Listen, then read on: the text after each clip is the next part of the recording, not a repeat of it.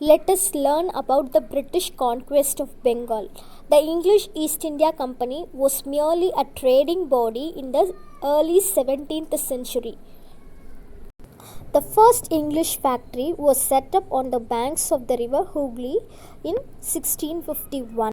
The factory had a warehouse where goods for export were stored. In 1696, the company built a fort around the settlement. 2 years later, the company gained zamindari rights over 3 villages. One of these was Calcutta, which later grew into the city of Calcutta. The company's trade flourished, but when they violated trade rules, Aurangzeb declared a war and defeated them.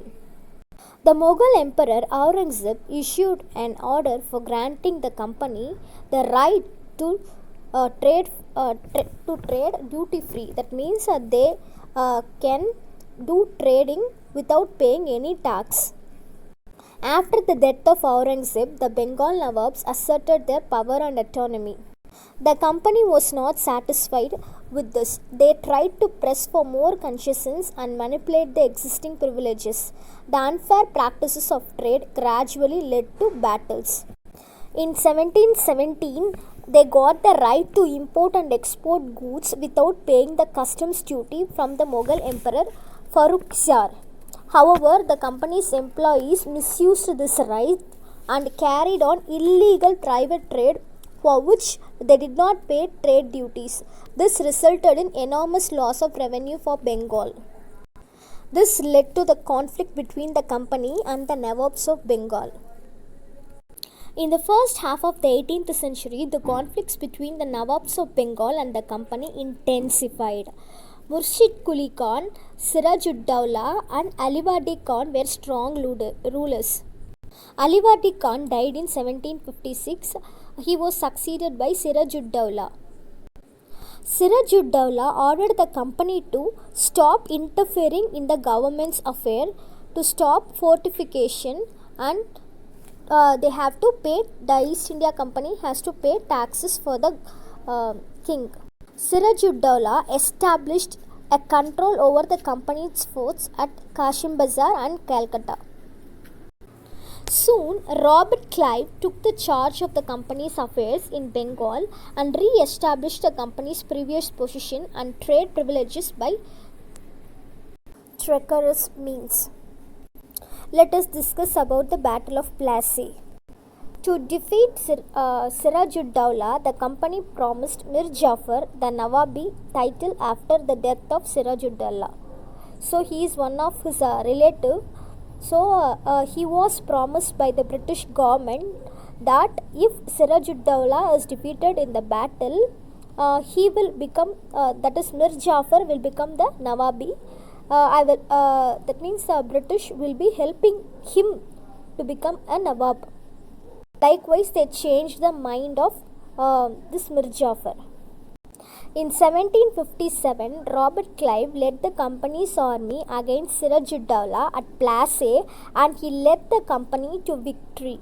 The main reason for the defeat was that the forces led by Mir Jafar never fought the battle. Okay, so they didn't support Sirajud-Dowla, so hence he was defeated by the British army.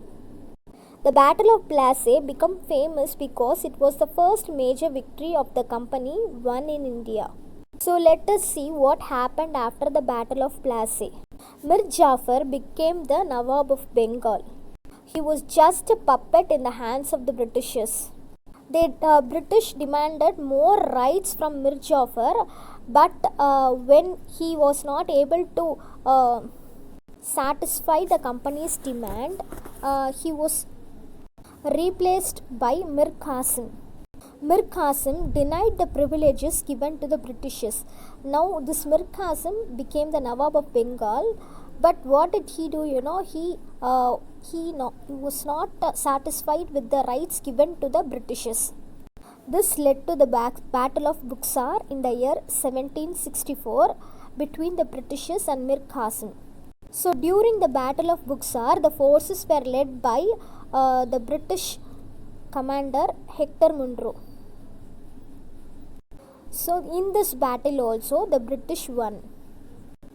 Once again, Mir Jafar came to the throne as the Nawab of Bengal. When Mir Jafar died in 1765, the company decided of becoming a Nawab itself. In 1765, the Mughal emperor appointed the company as the Diwan of Bengal province, and they also got the Diwani rights of Bihar and Odisha. Through this, they collected a large amount of revenue. This was a great help for buying cotton and silk and also for building forts. They started looting from us. It means the company officials also become nabobs. As the company acquired more power and authority, the company officials began to imagine themselves as nawabs. They wanted to lead a luxurious life like nawabs of India. The company officials forced the actual nawabs of Bengal to give land and vast sums of money as personal gifts. Let us see about the major consequences of the Battle of Buxar. In 1765, the Treaty of Allahabad was signed between Shuja-ud-Dawla, Shah Alam II and Robert Clive.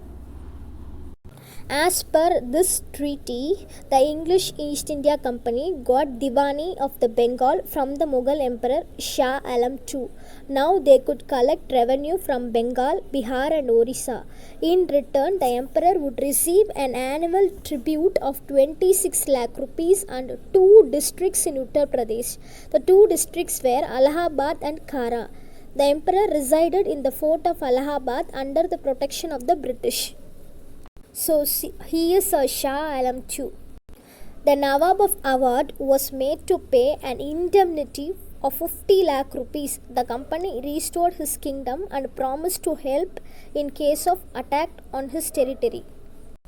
In 1765, Robert Clive introduced the dual government in Bengal, which lasted up to 1772.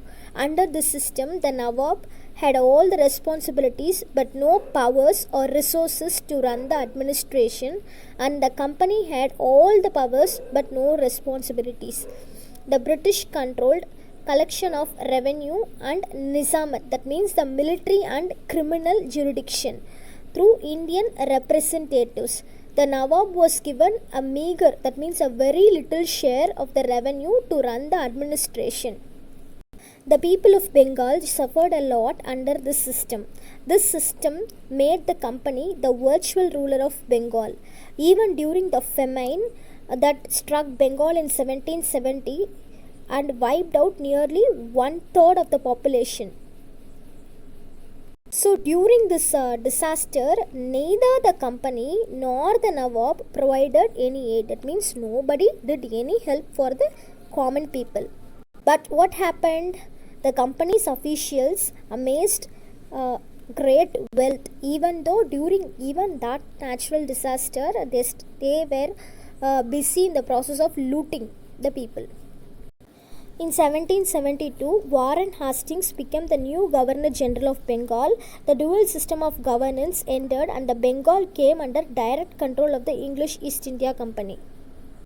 I hope you are clear with today's class, children. If you have any doubts, please call me and clarify your doubts. Thank you, children.